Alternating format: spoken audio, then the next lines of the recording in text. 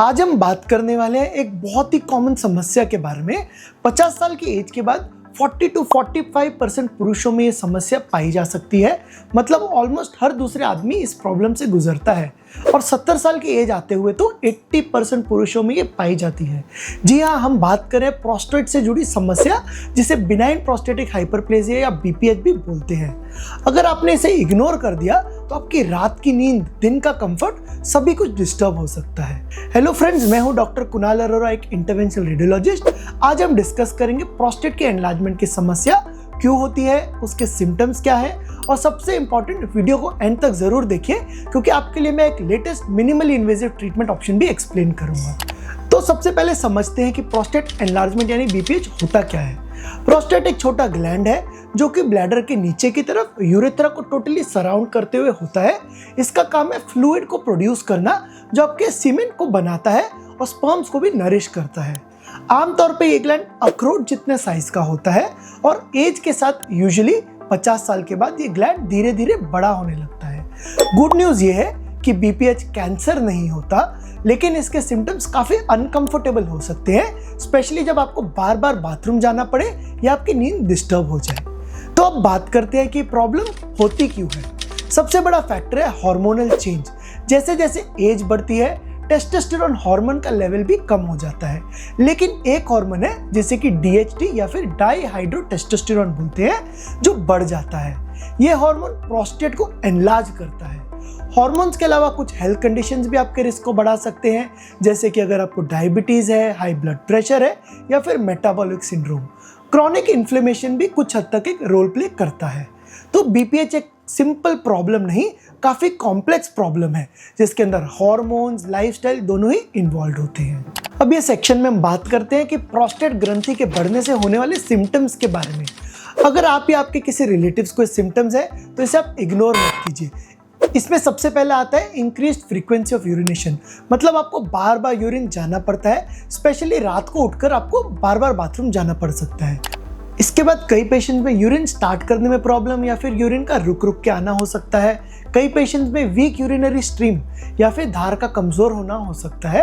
और कई केसेस में आपको यूरिन करने के बाद भी लगता है कि आपका यूरिन पूरी तरीके से नहीं हुआ है या फिर आपका फिर भी कुछ यूरिन बचा हुआ है।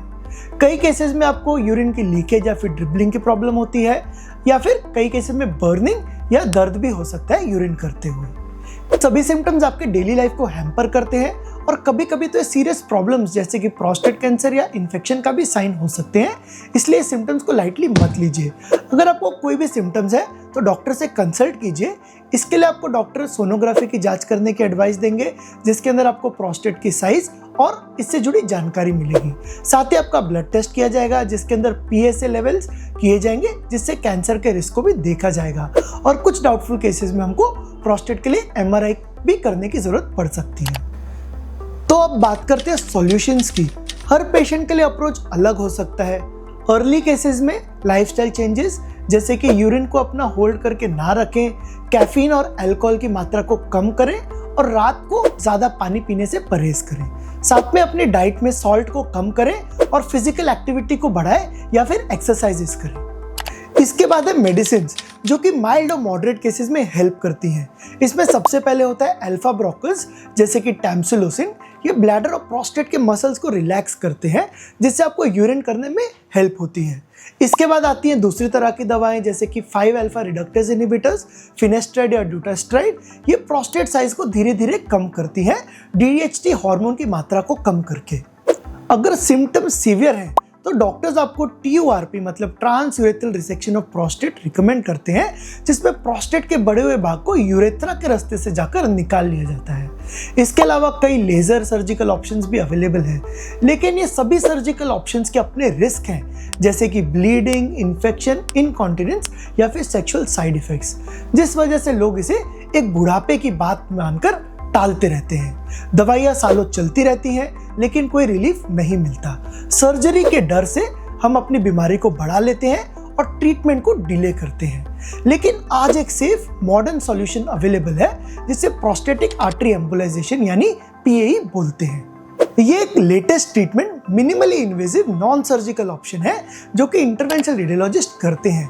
इसे यूनाइटेड स्टेट्स द्वारा FDA अप्रूवल भी प्राप्त है। US FDA अप्रूवल का मतलब ये है कि ये एक प्रूवन ट्रीटमेंट है प्रोस्टेट की ग्रंथि की एनलार्जमेंट को ट्रीट करने के लिए। तो अब बात करते हैं कि प्रोसीजर कैसे किया जाता है। ये प्रोसीजर लोकल एनेस्थीसिया के अंडर किया जाता है, जिसके अंदर आपके ग्रॉइन या रिस्ट में से कैथेटर इंसर्ट किया जाता है और उसे प्रोस्टेट को सप्लाई करने वाली खून की नली तक लेके जाया जाता है। फिर उसमें एक छोटा कैथेटर, माइक्रो कैथेटर जो कि 1 mm जितना होता है, उसे डालकर प्रोस्टेट को सप्लाई करने वाली खून की नली के अंदर सिलेक्टिवली जाया जाता है। पोजीशन कंफर्म करके उसके अंदर पार्टिकल्स जो कि PVA पार्टिकल्स है उसे डालकर वो आर्टरीज को ब्लॉक कर दिया जाता है। ब्लॉक करने के बाद प्रोस्टेट को पोषण नहीं मिलता और उसका साइज ग्रेजुअली श्रिंक होना चालू हो जाता है। साइज के साथ ही आपके प्रेशर रिलेटेड सिम्टम्स में भी इंप्रूवमेंट देखी जाती है। तो ये प्रोसीजर किन लोगों में किया जा सकता है? ये उन पेशेंट्स के लिए परफेक्ट है जिनमें मॉडरेट टू सीवियर सिम्टम्स है, प्रोस्टेट का साइज बढ़ा हुआ है, जिनमें मेडिसिन लेने के बावजूद सिम्टम्स है, जो सर्जरी नहीं करवाना चाहते और विकल्प देख रहे हैं, या फिर जिनमें सर्जरी नहीं की जा सकती जैसे कि हाई रिस्क या फिर शुगर के पेशेंट्स। अब बात करते हैं प्रोसीजर के फायदे के बारे में।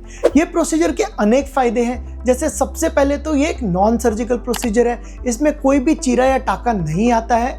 PAE का डाउन टाइम भी बहुत कम है, मतलब हॉस्पिटल स्टे सिर्फ 1 दिन के अराउंड रहता है। इसमें कॉम्प्लिकेशंस जैसे कि ब्लड लॉस, इनकॉन्टिनेंस या सेक्सुअल साइड इफेक्ट्स भी नहीं होते हैं। इसमें पेशेंट की रिकवरी फास्ट हो जाती है और पेशेंट अपने रेगुलर रूटीन लाइफ में 3 से 4 दिन में ही वापस लौट सकते हैं। तो है ना प्रोस्टेट आर्टरी एम्बोलाइजेशन एक बेहतर ऑप्शन।